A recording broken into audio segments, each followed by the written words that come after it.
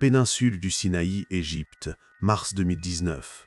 Le soleil ardent frappe le visage de Sarah Michel, tandis qu'elle observe son fils, David, âgé d'à peine 5 ans, courir parmi les rochers millénaires. Un voyage de vacances en famille qui aurait dû être simple, du tourisme ordinaire. Mais alors, il se passa quelque chose qui allait changer leur vie pour toujours. David s'arrêta brusquement. Ses petits yeux bleus se fixèrent sur un point précis du terrain rocailleux. Le silence du désert fut brisé par sa voix enfantine, mais chargé d'une certitude impossible. « Maman, les tables sont cachées ici, juste là. » Sarah rit nerveusement. « Quelle table, mon amour? Les tables de Moïse, maman. Il les a cachées quand il a eu peur des soldats. » L'enfant montra des coordonnées exactes au sol, comme s'il pouvait voir à travers des mètres et des mètres de roches solides. « Elles sont à 12 mètres sous terre. Je m'en souviens, je m'en souviens. » 2 mots qui glacèrent le sang de Sarah. Son fils de 5 ans venait d'affirmer posséder des souvenirs d'événements bibliques, des événements qui se sont déroulés il y a plus de 3000 ans. « David, tu n'as jamais étudié cela. Comment peux-tu savoir ?» L'enfant la regarda avec une sérénité dérangeante. « Parce que j'étais là, maman. J'ai vu Moïse pleurer. Ce que vous êtes sur le point de découvrir est l'histoire la plus frappante et la plus invraisemblable jamais documentée concernant un enfant. Une histoire qui a défié les archéologues, les scientifiques et les théologiens du monde entier. Une histoire qui prouve que certaines vérités sont impossibles à expliquer jusqu'à ce qu'elles se produisent. Et tout a commencé à cet instant précis dans le désert, lorsqu'un enfant de 5 ans a révélé un secret millénaire que personne n'aurait dû connaître. Pour comprendre l'impossible, il est nécessaire de savoir ce qu'était David avant ce jour dans le désert. David Mitchell avait été un enfant tout à fait normal, jusqu'à l'âge de 4 ans. Il jouait avec des petites voitures, regardait des dessins animés, craignait les monstres sous son lit. Un enfant typique de Londres, élevé dans une famille chrétienne modérée qui allait à l'église le dimanche, mais sans aucun fanatisme. Puis arriva mars 2018, l'accident. David tomba de son vélo et se cogna la tête contre le trottoir. Il resta inconscient pendant 47 minutes. Les médecins déclarèrent que c'était un miracle, qu'il n'y ait pas eu de dommages cérébraux permanents. Mais lorsqu'il se réveilla à l'hôpital, Sarah remarqua quelque chose d'étrange dans ses yeux. Une profondeur qui n'aurait pas dû être là. « Ce n'est plus le même enfant », murmura-t-elle à son mari Michael cette nuit-là. Les premiers signes furent subtils. David commença à dessiner constamment, mais ce n'étaient pas des dessins typiques d'enfants. Il dessinait des symboles étranges, des montagnes pointues, des hommes en longue tunique et toujours 2 tablettes rectangulaires. « Qu'est-ce que c'est, David ?» demandait Sarah en montrant les dessins. « C'est là où j'habitais avant », répondait-il avec un naturel perturbant. Mais ce fut le dessin du 15 février 2019 qui changea tout. Sarah trouva David dans sa chambre, dessinant avec une concentration anormale pour son âge. Sur le papier se trouvait une montagne parfaitement détaillée avec des grottes spécifiques marquées d'une croix. « David, quelle est cette montagne ?» L'enfant leva les yeux. Ses yeux bleus avaient un sérieux qui glaçait l'âme. « C'est ma maison où j'ai caché les tables quand les soldats du pharaon sont venus les chercher. » Sarah sentit un frisson lui parcourir l'échine. Son fils de 5 ans venait de parler à la première personne d'événements bibliques. Il venait d'affirmer avoir vécu au mont Sinaï il y a 3000 ans. « David, mon amour, tu n'y es jamais allé. »« Si, j'y suis allé, maman, je suis Éléazar. » Cette nuit-là, Sarah fit des recherches frénétiques sur Internet. Éléazar. Le nom apparaissait dans des textes anciens comme celui d'un des jeunes scribes qui avait accompagné Moïse durant l'Exode. Mais ce n'était que le début de quelque chose qui allait défier tout ce qu'il croyait savoir sur la vie, la mort et la mémoire. 2 mois après l'incident des dessins, les Mitchell décidèrent de mettre à l'épreuve les affirmations impossibles de leur fils. Si David avait réellement des souvenirs de l'Égypte antique, l'endroit parfait pour le vérifier serait le musée égyptien du Caire. Sarah et Michael planifièrent la visite comme un test définitif. Si leur fils n'était qu'un enfant à l'imagination active, il serait fasciné par les momies comme n'importe quel touriste. S'il y avait autre chose, le 18 avril 2019, la famille Mitchell franchit les portes du musée le plus important d'archéologie égyptienne du monde. David marchait calmement parmi les vitrines, mais ne montrait pas la curiosité typique d'un enfant de 5 ans. Il passait devant des sarcophages dorés sans brancher. Il ignorait les statues gigantesques qui faisaient crier les autres enfants d'excitation. Puis, ils arrivèrent dans la salle des momies royales. David s'arrêta brusquement devant une vitrine spécifique. À l'intérieur reposait la momie de Ramsès II, le pharaon le plus puissant du nouvel empire. Ses yeux se remplirent de larmes. « Cet homme me connaît !» cria David en collant ses petites mains au verre. Les touristes se tournèrent pour les regarder. Sarah sentit la honte lui monter aux joues. « David, calme-toi, c'est juste une très vieille momie. » Mais David continua, sa voix tremblante d'émotion. « Il nous a poursuivis dans le désert. Ces soldats avaient des chevaux noirs et des lances brillantes. J'ai caché les tables quand ces hommes sont arrivés au campement. Je les ai enterrés près de la grotte où Moïse priait tous les matins à 807 pas exacts du rocher qui ressemblait à un serpent. » Le silence dans la salle était absolu. 807 pas exacts. Un rocher qui ressemblait à un serpent. Comment un enfant de 5 ans pouvait-il connaître des détails géographiques aussi spécifiques du mont Sinaï? Comment pouvait-il connaître les tactiques militaires de Ramsès II? Le docteur Ahmed Hassan, égyptologue du musée qui avait entendu toute la conversation, s'approcha en tremblant.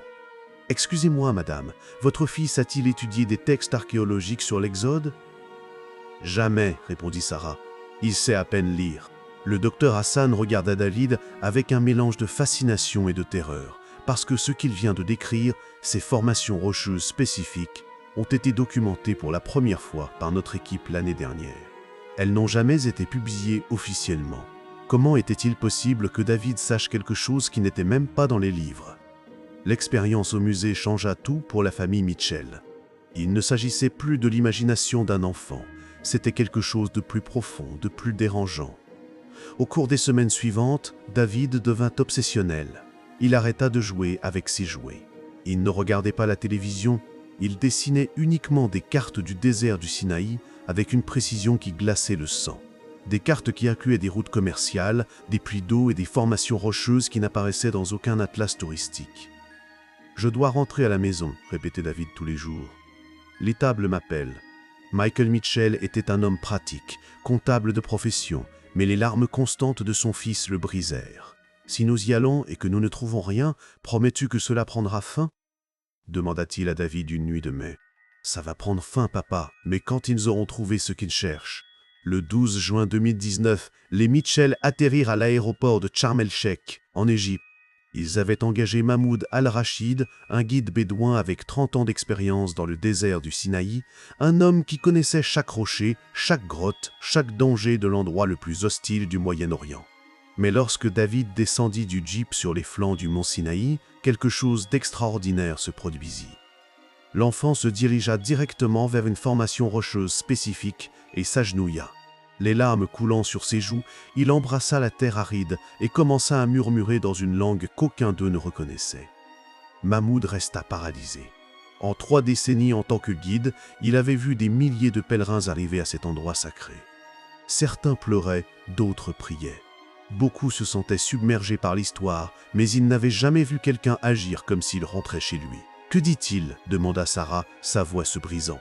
Mahmoud, qui parlait l'arabe, l'hébreu et plusieurs dialectes anciens, écouta attentivement. Son visage devint pâle. Il parle en araméen biblique. Il se dit, « Pardonne-moi, maître Moïse, d'avoir mis tant de temps à revenir. » David se leva et pointa vers l'est, où les montagnes s'élevaient comme des géants de pierre millénaires. La grotte est à 2,3 km dans cette direction. Nous arriverons avant le coucher du soleil si nous marchons vite. 2,3 km exacts. Une précision que même les GPS les plus modernes ne pourraient calculer à vue d'œil sur un terrain désertique. Mahmoud regarda les parents avec une expression mêlant respect et peur. En 30 ans, je n'ai jamais vu personne naviguer ce désert avec cette précision, pas même moi. La journée vers l'impossible venait de commencer. David marchait dans le désert du Sinaï comme s'il y était né, tandis que les adultes luttaient contre le sable brûlant et les rochers coupants. L'enfant de 5 ans avançait avec une assurance dérangeante. Il ne trébuchait pas, ne se plaignait pas de la chaleur. Ses petits pieds trouvaient automatiquement les sentiers les plus sûrs entre les pierres. Mahmoud suivait en silence, de plus en plus nerveux. En 3 décennies à guider des touristes, il n'avait jamais vu une telle chose. Après exactement 47 minutes de marche, David s'arrêta brusquement. « Ici, dit-il, désignant une paroi rocheuse qui semblait absolument normale. L'entrée est derrière ces pierres. » Sarah regarda la paroi solide. Il n'y avait aucune fissure, aucune ouverture, rien qui puisse suggérer une grotte. « David, mon amour, je ne vois rien. » L'enfant commença à marcher en cercle parfait autour d'un point spécifique. Il comptait à voix basse. 1087, 1088, 1092. Il s'arrêta exactement au 850e pas. Juste en dessous se trouve l'étable, à 12 mètres et 30 cm de profondeur. Il y a une chambre de pierre en forme de cœur. Michael sortit son GPS portable. Les coordonnées exactes où David s'était arrêté étaient 288 T 1708 soit N 33 George 80 Tucker. Mahmoud, y a-t-il quelque chose de spécial à cet endroit demanda Sarah. Le guide bédouin étudia le terrain avec des yeux experts. Il fit le tour, toucha les rochers, examina les formations géologiques. « C'est impossible, murmura-t-il. Mais il y a une anomalie dans la coloration de ces pierres, comme si elles avaient été déplacées et replacées il y a très longtemps. » David s'assit par terre et commença à dessiner dans le sable avec un bâton. Il traça une carte parfaite de tunnels souterrains, de chambres connectées et d'un itinéraire spécifique menant à ce qu'il appelait la chambre du trésor sacré. Moïse m'a dit de les cacher ici, car les soldats du pharaon ne chercheraient jamais sur un terrain aussi difficile.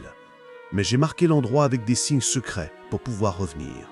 Il désigna 3 formations rocheuses spécifiques qui formaient un triangle parfait. Le rocher de l'aigle, la pierre fendue par la foudre et la montagne qui ressemble à une femme qui pleure, toutes pointent vers cet endroit exact. Mahmoud suivit la direction des doigts de David.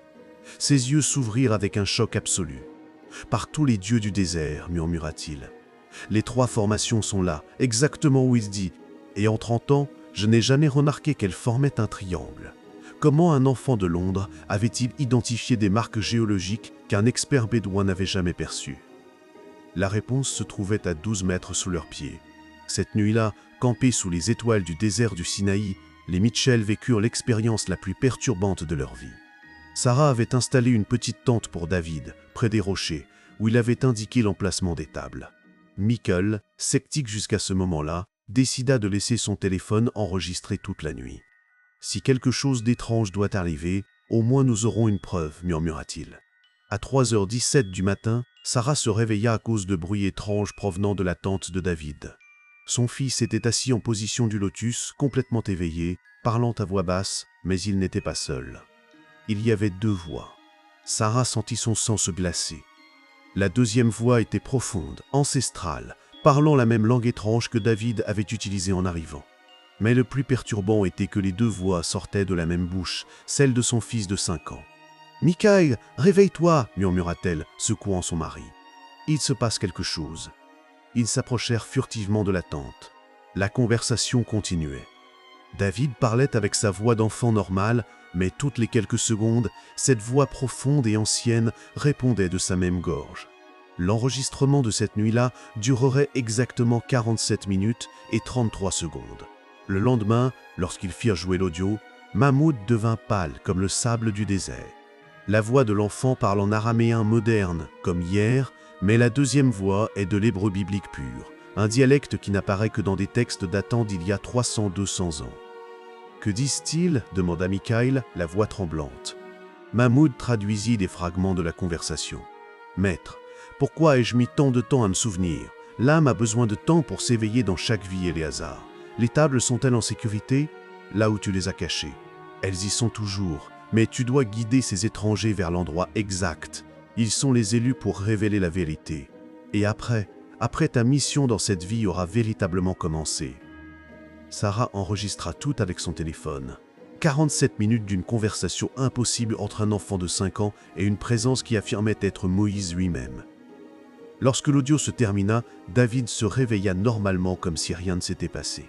« Bonjour maman, nous pouvons chercher les tables maintenant. » La preuve la plus frappante que quelque chose de surnaturel se déroulait venait d'être enregistrée en audio numérique, mais la preuve définitive viendrait avec la première excavation. À l'aube du 13 juin, David fit une déclaration qui allait tout changer pour toujours. Alors qu'ils prenaient leur petit déjeuner composé de dattes et d'eau, l'enfant s'approcha de ses parents avec une sérénité qui ne les surprenait plus, mais qui les perturbait toujours profondément. Dans exactement 40 jours, lorsque le soleil du matin touchera la pointe du rocher fendu, vous trouverez ce que vous cherchez. Sarah sentit un frisson. 40 jours. Pourquoi si longtemps? Parce qu'avant cela, les bonnes personnes doivent arriver. L'archéologue à la barbe grise, la femme qui parle 3 langues et l'homme qui apporte les machines qui voient sous la terre. David n'avait jamais parlé de ces personnes, Il ne les avait jamais mentionnés dans ses dessins ou ses rêves. Michael, toujours sceptique, mais déjà trop impliqué pour reculer, prit note de chaque détail. Date exacte, 23 juillet 2019. Heure spécifique, lorsque le soleil du matin touchera le rocher fendu. Emplacement. Les coordonnées où David avait compté 850 pas. « Et si personne ne vient ?» demanda Michael. David le regarda avec ses yeux bleus, qui semblaient contenir des siècles de mémoire. « Ils vont venir, papa. Moïse leur parle déjà en rêve. » Les Mitchell retournèrent à Londres, mais ne purent reprendre leur vie normale. Michael contacta des universités, des musées, des instituts archéologiques, envoya des photos des dessins de David, des copies de l'audio nocturne, les coordonnées GPS exactes. Pendant 39 jours, il n'y eut aucune réponse. Puis, dans la nuit du 22 juillet, Michael reçut un email qui le laissa sans voix, du docteur Benjamin Goldstein, Université hébraïque de Jérusalem. Objet, expédition urgente, Mont Sinaï. Monsieur Mitchell, j'ai rêvé d'un enfant qui me guide vers des coordonnées spécifiques dans le Sinaï. Mes collègues, la docteure Myriam Rossetti, linguiste, et le docteur James Crawford, spécialiste en géoradar, ont eu des rêves identiques. Nous arrivons demain à Sharm el-Sheikh. Le docteur Goldstein avait une barbe grise. La docteure Rossetti parlait l'hébreu, l'arabe et l'anglais. Le docteur Crawford apportait des équipements de géoradar de dernière génération, exactement comme David l'avait prédit 40 jours auparavant.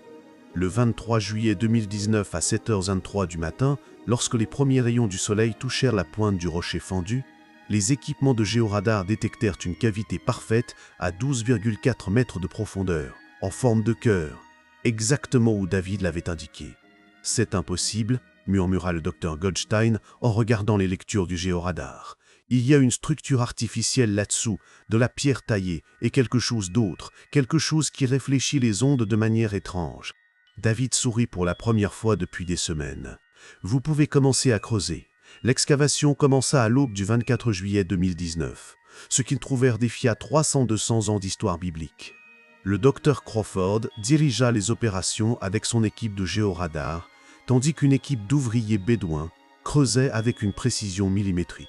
David s'assit sur un rocher voisin, observant avec la patience de quelqu'un qui sait exactement ce qu'ils vont trouver.